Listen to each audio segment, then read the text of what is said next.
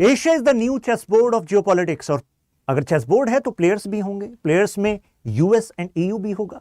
एक general perception था कि US and EU they are like हम साथ साथ हैं। They actually took up this cause कि हम दुनिया में डेमोक्रेसी, फ्रीडम, ह्यूमन राइट्स, इन आइडियाज के लिए एक्सपेंड कर रहे हैं। आपको नहीं लगता कि कहीं ना कहीं ये इनका हेजेमनी बिल्ड करने का तरीका भी था? क्योंकि अगर दुनिया इनके तौर तरीकों को, इनकी डेमोक्रेसी के इंस्टीट्यूशंस को, इनके ही अप्रोचेस को सही मानेगी तो जाहिर सी बात है वो अपने आप में वर्चस्व होगा कि नहीं होगा। अगर आपके आइडियाज दुनिया की कॉमन सेंस बन जाएं तो वर्चस्व बन रहा है। लेकिन हम साथ साथ है से फिर डाइवर्जेंस दिखा। ईयू को लगने लगा कि कुछ तो गड़बड़ है दया। अब क्या है वो गड़बड़, जरा जानते हैं इन फेजेस में। Starting from World War two के जस्ट बाद ट्रूमैन की डॉक्ट्रिन अपनाई यूएसए ने, क्योंकि ट्रूमैन उस टाइम पर यूएस प्रेसिडेंट थे। उन्होंने उसमें कहा कि दुनिया में जहां पर भी डेमोक्रेसी के एक्सपेंशन की जरूरत होगी, यूएसएसआर को कंटेन करने की जरूरत होगी, यानी कि लिमिट करने की जरूरत होगी, उसके लिए पैसा, हथियार, डिप्लोमेटिक सपोर्ट जो भी चाहिए यूएस देगा। अब 1945 से 1990 आ चुका था। 1991 में अब डिसइंटीग्रेशन हो जाता है, यानी कि यूएसएसआर टूट जाता है। इसके बाद के फेजेस जो है वहां पर हम देखते हैं कभी यूएस एंड ईयू एक साथ आ रहे हैं सिक्योरिटी इश्यूज पर, डिप्लोमेटिक इश्यूज पर, और फिर अलग भी जा रहे हैं। ऐसा कैसे भाई? जैसे 1990s की बात करते हैं, इन्होंने जिम्मा लिया कि हम दुनिया में डेमोक्रेसी को एक्सपेंड करेंगे। आप पूछेंगे भाई तुमने क्यों जिम्मा लिया है? तो इनका कहना था देखो डेमोक्रेटिक पीस थियरी है एक। आप कहोगे ये क्या है? इनका कहना था कि हम ना दुनिया में शांति चाहते हैं, शांति होगी तो समृद्धि आएगी, ट्रेड बढ़ेगा। तो थियरी कहती है कि अगर कहीं जगह पर डेमोक्रेसी है, ऐसी डेमोक्रेसी जो अच्छे से चल रही हो, तो वो वॉर पर नहीं जाएंगे। आप कहेंगे ये क्या बात हुई भाई? इनका कहना था कि जहां पर ऑटोक्रेटिक रूल होता है, यानी कि डिक्टेटरशिप होती है, वहां पर डिक्टेटर ने जो ठान लिया वो हो जाता है। लेकिन डेमोक्रेसी में सरकार अकाउंटेबल होती है, जवाबदेही होती है, और जब भी वॉर होता है तो प्रॉब्लम्स तो होती हैं आम जनता को। तो ऐसे में बहुत ही लॉजिकल रीजन से वॉर पर जाना पड़ेगा, तो वॉर की संभावनाएं कम हो जाएगी। तो इन्होंने कहा हमारी तरह की डेमोक्रेसी एक्सपेंड होगी। इस जिम्मे के लिए उन्होंने 3 तरीके अपनाए, प्यार, पैसा और हथियार। लेकिन आप ये नहीं लिखोगे एग्जाम में, आप लिखोगे डिप्लोमेटिक एंगेजमेंट, यानी कि बातचीत करके, डायलॉग करके। कहा जाएगा कि देखो आप अपने यहां पर ये इंप्रूवमेंट ले आओगे ना, तो उसके बाद आपको इकोनॉमिक इंसेंटिव्स मिलेंगे, हम आसान शर्तों पर आपको लोन दिलाएंगे, आपके यहाँ इन्वेस्टमेंट लाएंगे, सस्ते दरों पर आपको टेक्नोलॉजी से मतलब रूबरू करेंगे, जो आप काम कर सकते हो उसके थ्रू अपने डिफरेंट सेक्टर्स में। और अगर इससे ना माने तो कुछ देशों पर फिर हथियार का भी इस्तेमाल किया गया, military intervention. Example Iraq, Libya, कुछ तो याद आ रहा होगा, नहीं याद आ रहा अभी आ जाएगा स्टोरी में। और देखिए फिर इन्होंने स्टेप्स लिए इन देशों के लिए। कुछ याद आ रहा है? अरे यूएसएसआर का डिसइंटीग्रेशन हुआ तो ये देश अलग हुए कि नहीं हुए? Eastern European Nations. जैसे ये अलग हुए तुरंत US and western European Nations पहुंच गए कि हम आए हैं, कुछ पैकेज साथ लाए हैं, आपके यहां पर डेमोक्रेसी को लाना है, सक्सेसफुल डेमोक्रेसी को लाना है। इनके यहां पर इनकी इकोनॉमी को वेस्टर्न इकोनॉमीज के तर्ज पर रिफॉर्म करने के लिए शॉक थेरेपी भी दी गई। इस शॉक थेरेपी को देने के लिए आईएमएफ एंड वर्ल्ड बैंक से कोऑर्डिनेशन कराया गया। किसने कराया? US and in western European Nations ने कराया। आप कहेंगे शॉक थेरेपी क्या है? अरे शॉक थेरेपी का मतलब है कि यहां पर कैपिटलिज्म को लाना, इनके यहां पर जो too much control in the hands of state, ऐसे कानून बने हुए थे उन कानूनों को हटवाना, ये शॉक थेरेपी। शॉक इस वजह से कहा क्योंकि एक समय पर यहां पर कम्युनिस्ट रूल चल रहा था, अब कैपिटलिज्म की तरफ जाएंगे, एक बड़ा चेंज लाएंगे, तो शॉक होगा कि नहीं होगा? शॉक होगा।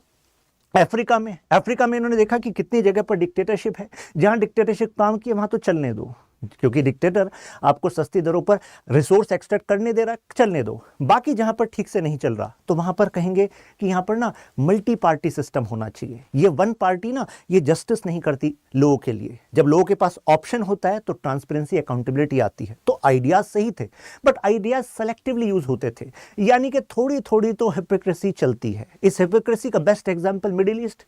जैसे मिडिल ईस्ट में भी कहा कि भाई यहां पर डेमोक्रेसी होनी चाहिए कि नहीं होनी चाहिए? उन्होंने कहा बिल्कुल डेमोक्रेसी होनी चाहिए। फिर कहा सऊदी अरब में होनी चाहिए कि नहीं होनी चाहिए? फिर ये बोल नहीं रहे कुछ भी। इनसे कहा जरा भाई बताओ, सऊदी अरब में जो डायनेस्टी चलती है उसकी जगह यहां डेमोक्रेसी होनी चाहिए कि नहीं होनी चाहिए? तो उन्होंने कहा नहीं। हमने पूछा क्यों? तो उन्होंने एक आइडिया दिया, अरब एक्सेप्शनलिज्म। हमने कहा भाई ये क्या है? इन्होंने कहा देखो ऐसा है, कुछ देश है ना वहां पर अगर वो डायनेस्टी रूल चल रहा है तो ठीक है, उनके यहाँ पर डेमोक्रेसी अभी चल नहीं पाएगी। हमने कहा भाई क्यों नहीं चल पाएगी? तो उन्होंने कहा क्योंकि वहां पर ना सोसाइटी डेमोक्रेटिक प्रिंसिपल्स वाली नहीं है। तो कुल मिलाकर हिपोक्रेसी ये थी कि जिन जगह पर कुछ ऐसे ऑटोक्रेटिक रूलर थे जो इनके फेवर में काम कर रहे थे, जैसे कि यूएस एंड ईयू जो वेस्टर्न यूरोपियन नेशंस है, इंडस्ट्रियलाइज्ड नेशंस, डेवलप नेशंस, इनकी एनर्जी सिक्योरिटी के लिए ये एरिया जरूरी है कि नहीं है? एरिया जरूरी है, तो यहां पर इनका सिस्टम चलने दो, क्योंकि इनका सिस्टम उनको हेल्प कर रहा था, है कि नहीं? फिर सन 2000 के आसपास की बात करते हैं, जहां पर आए जॉर्ज डब्ल्यू बुश। अब जॉर्ज डब्ल्यू बुश के समय पर वेस्टर्न यूरोप में और यूएस में एक डाइवर्जेंस देखा गया। ऐसा क्यों? इन्होंने कहा कि देखो अभी तक तो जो हमारी अप्रोच थी ना नेटो की, वो एक्चुअली इस पर्टिकुलर ज्योग्राफी में लिमिटेड थी। जैसे कि यूरोप में शांति स्थापित करनी है, रशिया से थ्रेट हो सकता है, उससे बचाना है ना? लेकिन अब इन्होंने जो है उसको एक्सपेंड कर दिया। मतलब इन्होंने इराक, अफगानिस्तान, यहां पर इंटरवेंशन स्टार्ट कर दिया। और यहां पर क्योंकि नेटो में पार्टनर तो ये भी हैं वेस्टर्न यूरोपियन नेशंस, तो दे वर फीलिंग लाइक कि यार जैसे वो क्रिश का डायलॉग नहीं है, माँ मेरी शक्ति का दुरुपयोग हुआ है, तो ऐसा ही इन्हें लगने लगा कि यार ये तो हमारी शक्ति का दुरुपयोग हो रहा है। कहीं ऐसा तो नहीं है कि यूएस से जो इंटरवेंशन करा रहा है और हमसे कह रहा है भाई देखो तुम तो हमारे अलायंस पार्टनर हो, तो हमारी लड़ाई तुम्हारी लड़ाई, तो हथियार सब कुछ सपोर्ट करो, अपने लोगों को भी वहां पर लाओ। तो इस चक्कर में इन्हें फिर रियलाइज हुआ कि यार ये तो हम यूएसए के जियो स्ट्रेटेजिक इंटरेस्ट के लिए काम कर रहे हैं, ना कि अपने के लिए। तो ये बात इन्हें समझ में आ गई। अब इसके बाद उन्होंने कहा भाई हम तो अपना रास्ता अपनाएंगे। इनसे पूछा भाई तुम्हारा कौन सा रास्ता है? इन्होंने कहा हम भी डेमोक्रेसी को एक्सपेंड करना चाहते हैं दुनिया में, शांति, स्थिरता, इन ह्यूमन राइट, इन पर काम करना चाहते हैं, लेकिन हम कन्फ्रंटेशन नहीं करेंगे, हम ना सॉफ्ट परसुएशन की स्ट्रेटजी इस्तेमाल करेंगे, कोलैबोरेट करेंगे उनके साथ, ना कि हथियार का इस्तेमाल करेंगे। तो हमने पूछा टिके रहोगे ना अपनी बात पर? टिके रहना, बदलना मत। लेकिन आपको पता है पॉलिटिक्स का रूल क्या है कि जो समय होता है उसकी ज़रूरत के हिसाब से आपको अपनी बातें, अपने एक्शंस पलटने पड़ते हैं। कुछ ऐसा ही अभी आप आगे देखेंगे। ओबामा आए, ओबामा के समय में कहा गया अब तो होप आ गई है। जॉर्ज डब्ल्यू बुश के समय थोड़ी नाराजगी थी, ओबामा के समय पर यार ये तो बंदा ठीक है क्योंकि ये वैल्यूज की बात करता है, ये कन्फ्रंटेशन से बचने की बात करता है। पीस प्राइज भी मिला था इन भाई साहब को, मतलब नोबेल पीस प्राइज। तो लगा कि यार अब जो है ईयू का जो वे है या यूरोपियन वे है डेमोक्रेसी का, यूएसए का है, वो बिल्कुल कोलैबोरेट करेगा। तो ऐसे में उन्होंने कहा कि हम केवल वहीं पर मिलिट्री एक्शन करेंगे जहां पर यूएन सैंक्शन हुआ हो। अब आप कहेंगे इराक और ये जो ग्लोबल वॉर ऑन टेररिज्म जो जॉर्ज डब्ल्यू बुश के टाइम पर आया था, तो तब तो आप कह रहे थे आप हथियार का इस्तेमाल नहीं करोगे। तो इस पर ईयू ने कहा कि देखो ऐसा है, जो इराक में इंटरवेंशन हुआ था ना, यूनाइटेड नेशन सिक्योरिटी काउंसिल ने उसको हामी नहीं दी थी, उसको हाँ नहीं कहा था, लेकिन फिर भी यूएस से उतर गया था इराक में। लेकिन लीबिया के केस में, Libya Moammar Gaddafi dictatorship, Moammar Gaddafi अपने ही लोगों पर हथियारों का इस्तेमाल कर रहे थे, सिविल वॉर जैसी कंडीशंस थी। तो ऐसे मानवता के आधार पर यूनाइटेड नेशन सिक्योरिटी काउंसिल में जब रेजोल्यूशन रखा गया, हम तो केवल उस रेजोल्यूशन को एनफोर्स कराने के लिए हमने मिलिट्री सपोर्ट किया। हालांकि एक कारण यह भी बताया जाता है कि क्योंकि लीबिया भी ऑयल एक्सपोर्टिंग नेशन है, अब तो खैर सिविल वॉर जैसी कंडीशन उसके बाद भी रही, मतलब कुल मिलाकर जिस मामले को ये सॉल्व करने गए थे हथियार वगैरह का इस्तेमाल करके, इन्होंने और बिगाड़ ही दिया है। अभी तक वहाँ पर स्टेबिलिटी नहीं आई है। खैर इसके बाद इन्होंने कहा कि नहीं देखो हम तो यूएन रेजोल्यूशन के लिए ऐसा हमने किया था क्योंकि हम रेस्पेक्ट करते हैं इंटरनेशनल लॉ को, राइट। इसका एक रीज़न कहा जाता है क्योंकि Muammar Gaddafi was not actually toeing the line of these European powers when it comes to oil export rates. तो वो भी ऑयल प्रोड्यूसिंग नेशंस के साथ लॉबी बनाकर रेट को बढ़ाना चाह रहे थे अपने नेशनल इंटरेस्ट के लिए। देखिए सब अपने नेशनल इंटरेस्ट के लिए लड़ते हैं, जिसके पास ताकत है वो पूरा कर पाता है, यही रूल है इस दुनिया का। म्यांमार में जब ट्रांजिशन आ रहा था, लग रहा था मिलिट्री गवर्नमेंट से अब डेमोक्रेसी स्टेब्लिश हो जाएगी, ओबामा खुद वहां पर पहुंचे म्यांमार में, कहा कि अब इसको हम सपोर्ट करते हैं। लेकिन उसके बाद से अब आप हालात देख रहे हैं, जुंटा गवर्नमेंट चल रही है। अभी यूएसए या यूरोप कोई भी अब म्यांमार के बारे में नहीं सोच रहा फिलहाल। फिर वही बात है, नेशनल इंटरेस्ट मैटर करता है ना। जब आपके यहाँ पर स्टेबिलिटी लाना हमारे नेशनल इंटरेस्ट में होगा तो हम बिल्कुल सपोर्ट करेंगे। आप कहेंगे म्यांमार में ऐसा क्यों कर रहे थे? एक्चुअली म्यांमार चाइना के साथ बॉर्डर भी रखता है, म्यांमार में ऑयल एंड गैस के रिसोर्सेज भी हैं, म्यांमार इंडियन ओशन राइट का एक तरीके से कोस्टल स्टेट है। तो माना गया कि यार क्योंकि उस समय ओबामा के टाइम पर ना पाइवट टू एशिया स्ट्रेटेजी चर्चा में आ रही थी कि अब एशिया की तरफ फोकस करेगा यूएसए। नाउ अब ये कह रहे थे ओबामा जी मल्टीलेटरलिज्म पर फोकस करेंगे, यानी कि हम अंतर्राष्ट्रीय संस्थाओं को मजबूत करेंगे जिससे रूल बेस्ड ऑर्डर आए। ट्रंप आए, ट्रंप के बाद कहानी बिगड़ गई। किसके बीच में? USA and western European Nations के बीच में। ट्रंप ने कहा व्हाई दिस नेटो, मतलब नेटो में सबसे ज्यादा पैसा यूएसए क्यों खर्च करे? उन्होंने क्वेश्चन उठाया, उन्होंने कहा यार taxpayers money and we are spending so much in NATO. Actually कहा जाता है कि खुद डोनाल्ड ट्रंप के टाइम पर जो डीओडी के लोग थे, मतलब डिपार्टमेंट ऑफ डिफेंस जो है यूएसए का, वो भी इस बात के खिलाफ थे, यानी कि ट्रंप के खिलाफ थे वो।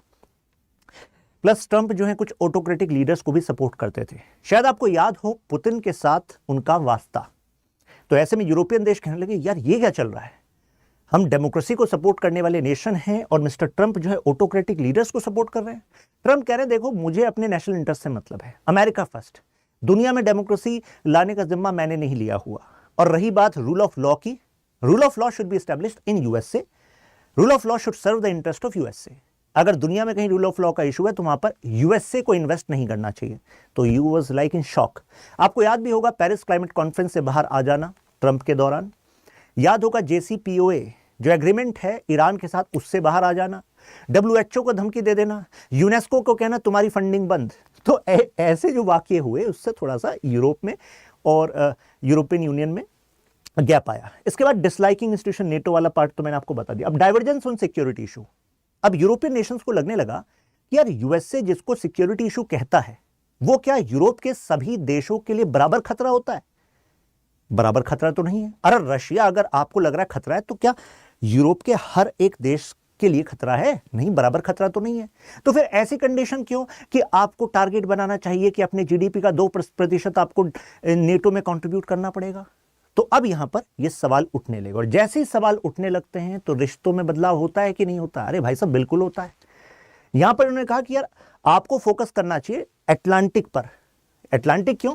क्योंकि देखिए ये देखिए यहां पर मान लीजिए यूएसए है, अरे कहने का मतलब ये है यूएस एंड ये यूरोप, तो इसके बीच का जो ये वाटर है अटलांटिक ओशन है, तो नॉर्थ अटलांटिक ट्रीटी ऑर्गेनाइजेशन मतलब इस एरिया पर फोकस रखेगी। लेकिन यूएसए ने कहा कि देखो हमारे इंटरेस्ट ना पैसिफिक में भी है, और पैसिफिक में we are here to stay, क्योंकि अगर हमें अपनी हेजेमनी को बनाकर रखना है, अपनी सिक्योरिटी के लिए भी ध्यान रखना है, तो हमें दुनिया के अलग अलग एरिया में भी नेटो का प्रयोग करना पड़ेगा।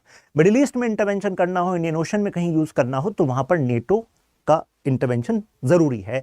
अफ्रीका में कहीं भेजना हो तो नेटो का यूज करो। लेकिन यूरोप के कई देशों ने कहा भाई ये गलत है। फ्रांस ने कहा नहीं नहीं ये नहीं चलेगा, we are not going to toe your lines, इससे रिश्ते खराब हो जाएंगे।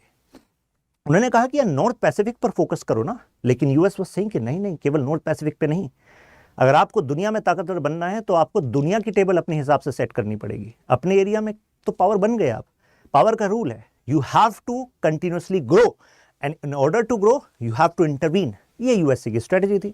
अब रिसेंट देखिए यूक्रेन वॉर को लेकर, क्या आपको लगता है यूक्रेन वॉर का नेगेटिव इंपैक्ट यूरोपियन नेशंस पे और यूएसए पर बराबर हुआ है? अगर आप ऐसा सोचते हैं तो एक तो होता गलत, एक होता सरासर गलत है। आप कहेंगे कैसे? आप इकोनॉमी का एग्जांपल ले लीजिए। ईयू के लिए तो अनअफोर्डेबल हो गया है, यानी कि रशिया से जो एनर्जी आती थी यूरोप में, अब अगर वो रुक गई तो अब उनको अलग अलग सोर्सेज से लेना पड़ा, तो कॉस्ट उनकी बढ़ गई कि नहीं बढ़ गई? तो आप कहेंगे सेम इंपैक्ट तो यूएसए पर भी होगा। मुद्दा तो यही है, सेम इंपैक्ट यूएसए पर नहीं है। यूएसए एनर्जी सफिशिएंट है इन कंपैरिजन टू ईयू। वो भी एनर्जी इंपोर्ट करता है, लेकिन उसके पास शेल गैस के इनफ रिसोर्सेज हैं, वो एक्सपोर्ट भी कर रहा है, तो उस पर उतना इंपैक्ट नहीं है, right? Russian energy major source था, अब जो यूरोप है उसको अभी भी खरीदनी पड़ रही है। आप कहेंगे मतलब ये है अब रशिया से इंडिया में आती है, इंडिया में जो जैसे रिफाइनरीज हैं, फॉर एग्जांपल रिलायंस रिफाइनरी या अदर, तो वो खरीदती हैं क्रूड ऑयल को, रिफाइन करती हैं और फिर वो यूरोप में बेच रही हैं। तो एक तरीके से जो सामान सीधा खरीदना था अब ट्रैवल करके आ रहा है, कॉस्ट को बढ़ा रहा है कि नहीं? यूक्रेनियन ग्रेन, तो इस एरिया से जो ग्रेन था वो फूड सफिशिएंसी के लिए इंपॉर्टेंट था, आपने उस पर भी ब्लॉक लगा दिया है। डाइवर्जेंस इन इकोनॉमी, देखिए अगर हम ग्रोथ रेट की बात करें ईयू के और यूएसए के, तो comparatively USA is doing better. आप कहेंगे ऐसा कैसे? मतलब ईयू में तो डेस्कलरेशन आया है कितने सारे देशों में, मतलब कि एक ग्रोथ रेट में नेगेटिव एस्पेक्ट देखा गया है। एक एग्जांपल आपको देता हूं, यूएसए में भी इन्फ्लेशन और ईयू में भी इन्फ्लेशन। आप सबको पता है कि इन्फ्लेशन हमेशा नेगेटिव नहीं होता, लेकिन यहां पर ट्विस्ट देखिए क्या है। यूएसए में जो इन्फ्लेशन है with in limits, inflation demand driven है। तो अगर डिमांड ड्रिवन इन्फ्लेशन है तो इट इज गुड। अगर लोग खरीद रहे हैं तो यानी कि भाई लोगों के जेब में पैसा आ रहा है, ये तो अच्छा है ना। लेकिन यहां पर क्या हो रहा है, यूरोप में जो इन्फ्लेशन है वो सप्लाई चैलेंजेस की वजह से है, क्योंकि सप्लाई का इशू बन गया है। भाई European landmass is connected to Russia, Ukraine, right. तो यहां पर सप्लाई चेन ब्रेक हुआ है, तो इनके लिए तो ज्यादा नेगेटिव हुआ ना। इससे बड़ी खबर देखिए आप, यूएसए और ईयू में से हमने देखा कि यूरोप में से कई सारी कंपनीज जो हैं अपना इन्वेस्टमेंट का बेस शिफ्ट कर गई हैं यूएसए की तरफ। यूएसए ने ऐसे इन्वेस्टमेंट को इनवाइट करने के लिए प्रो इन्वेस्टमेंट पॉलिसी बनाई है, टैक्स ब्रेक दिए हैं। तो ईयू इज लाइक कि भाई ये क्या है, उधर वॉर में उलझा दिया है हमसे और यूक्रेन को पैसा देने की बात कर रहे हो और हमारे यहां से कंपनीज को अपने इनवाइट कर रहे हो, ये क्या चल रहा है। चाइना अंडर ट्रंप, अब जरा देखिए कि चाइना को लेकर भी यूएसए की स्ट्रेटजी और यूरोप की स्ट्रेटजी अलग है, और यहीं पर हमें सोचना होगा कि भाई इंडिया का कंसर्न कैसे यहां पर कनेक्ट है। जैसे चाइना अंडर ट्रंप, आपने सुना होगा ट्रंप के टाइम पर चाइना और यूएस का ट्रेड वॉर चल रहा था। मतलब ट्रंप वाज लाइक कि भाई ये चाइना का पीसफुल ग्रोथ का जो स्टोरी है ना, इसमें यूएसए ही शामिल है। लेकिन अब समय आ गया आंखें खोलने का, अब हमें कुछ डीकपलिंग करनी होगी, यानी कि चाइना पर डिपेंडेंस को कम भी करना होगा और चाइना के एक्सपेंशन को रोकना भी पड़ेगा। और यही प्लान एक्चुअली हमने कंटिन्यू देखा बाइडेन के समय पर। तो बाइडेन ने भी, अगर वो 90 जगह गए तो 70 जगह उन्होंने अपनी स्पीचेस में चाइना का ही नाम लिया कि चाइना को काउंटर करना है, रूल बेस्ड ऑर्डर बनाना है। तो ऐसे में इंडिया के तो इंटरेस्ट में है, यानी कि जो यूएसए की पॉलिसी है चाइना को लेकर वो इंडिया के इंटरेस्ट में है, क्योंकि यूएसए जब चाइना को देखता है तो स्ट्रेटेजिक कंसर्न उसमें आते हैं, सिक्योरिटी कंसर्न आते हैं। क्वाड से तो आप वाकिफ हैं ही। अब Indo Pacific economic framework, Indo Pacific आज समझ लीजिए हॉटस्पॉट है ये रीजन वर्ल्ड का। मतलब जियोपॉलिटिक्स की मेजर चर्निंग यहीं हो रही है, और जो यहां पर सक्सेसफुल होगा वो अगली, मतलब जो ये सेंचुरी का जब तक एंड आएगा तो वो मेजर पावर बन जाएगा। मतलब अभी जो भी उसका पावर स्टेटस है वो पावर स्टेटस फर्दर इंप्रूव होगा, इकोनॉमिकली, मिलिट्रली, एटसेट्रा, डिप्लोमेटिकली भी साथ साथ हो ही जाएगा। लेकिन क्या इस फ्रेमवर्क में यूरोप के सभी देश शामिल हैं? नहीं, ऐसा नहीं है। जैसे क्वाड ले लीजिए, क्या क्वाड के मामले में यूरोप के सभी देश इंडिया और यूएसए के साथ हैं against China? Answer is no. जैसे यूएसए है वो पार्टनर कर रहा है एशिया के साथ, अभी आपने सुना होगा फिलीपींस के साथ partnership, quad, new quad, Japan, Australia, India, US, फिर फिलीपींस के साथ भी पार्टनरशिप, ये तो आपने सुना होगा। लेकिन सभी ईयू देश इस पर एग्री नहीं करते, इस स्ट्रेटजी पर, क्योंकि चाइना इसके खिलाफ है। चाइना का कहना है व्हाट यू आर डूइंग, ये तो आप कोल्ड वॉर मेंटेलिटी से चल रहे हैं, मेरे पीसफुल राइज के खिलाफ हैं। हमारा चाइना को कहना है कि देखो अगर तुम्हारा पीसफुल राइज होता ना तो हम ये सब ना करते। तुम्हारा राइज पीसफुल नहीं है, तुम वुल्फ वॉरियर डिप्लोमेसी का इस्तेमाल कर रहे हो। You want to subjugate other nations, weaker nations, तो उनको स्ट्रांग बनाने का जिम्मा हमारा है। अब देखिए ईयू, जहां यूएसए की स्ट्रेटजी पाइवट टू एशिया है, ईयू की स्ट्रेटजी पाइवट टू चाइना है। यानी कि European nations are partnering with China. जहां पर यूएसए कह रहा है कि रूल बेस्ड ऑर्डर के खिलाफ है चाइना, यहां पर देखिए क्या कह रहे हैं। इनका कहना है कि रूल बेस्ड इंटरनेशनल ऑर्डर के लिए चाइना जरूरी है, चाइना इतनी बड़ी ताकत है कि अब उसको हम साइडलाइन नहीं कर सकते। इस वजह से वो चाइना के साथ एंगेज कर रहे हैं। उनका प्राइमरी फोकस यहां पर इकोनॉमिक फ्रंट लग रहा है, और उनको लगता है कि अभी यूएसए नंबर 1, राइट, इकोनॉमी और मिलिट्रली, लेकिन सेकंड पर चाइना आ रहा है इकोनॉमिकली। तो अगर कल को चाइना रिप्लेस करता है यूएसए को, तो ऐसे में अगर ईयू के साथ अच्छी पार्टनरशिप चाइना की होगी तो ईयू जो है उस समय से फायदा ले लेगा। मुद्दा ये है, इनको लगता है म्यूचुअल इंटरेस्ट है, जैसे कह रहे हैं कि सस्टेनेबल डेवलपमेंट गोल जो है ना उसको पाने के लिए चाइना और ईयू का कोलैबोरेशन होना चाहिए। ये देखिए, trade relation, consumer protection, labour social right, clean energy transition, rule based multilateralism, अलग से इन्होंने dialogue, EU China strategic dialogue, EU China high level economic trade dialogue, EU China high level environment and China dialogue, EU China human right dialogue, EU China high level digital dialogue, ये सारे proof है to show कि EU is focusing on China's partnership। Future मैंने आपको बताया यहां है, लेकिन हमें पता लग गया कि यहां पर जो म्यूचुअल इंटरेस्ट है, मतलब यूएसए के भी हैं, EU के भी हैं, लेकिन उन इंटरेस्ट को यू कैन से पाने का जो तरीका है वो अलग अलग है। जैसे मैंने आपको बताया कि यहां पर यूएसए कंपटीशन विद चाइना देख रहा है और ईयू के काफी देश कोलैबोरेशन विद चाइना देख रहे हैं। तो मुझे लग रहा है अब तो आपको थोड़ा सा मोक्ष वाला अनुभव आ रहा होगा with regard to this topic. यही इस वीडियो का पर्पस था। आप मेरे साथ यहां पर कनेक्ट हो सकते हैं। ये क्वेश्चन बनता है इस टॉपिक से। Examine the USA and EU strategic divergences and how do they impact India's interest. तो ये वाला पार्ट तो मतलब कंठस्थ हो गया होगा भाई। ये पीडीएफ में अपलोड कर दूंगा, एक बार आप गो थ्रू कर लीजिएगा, कंटेंट आपका तैयार हो जाएगा।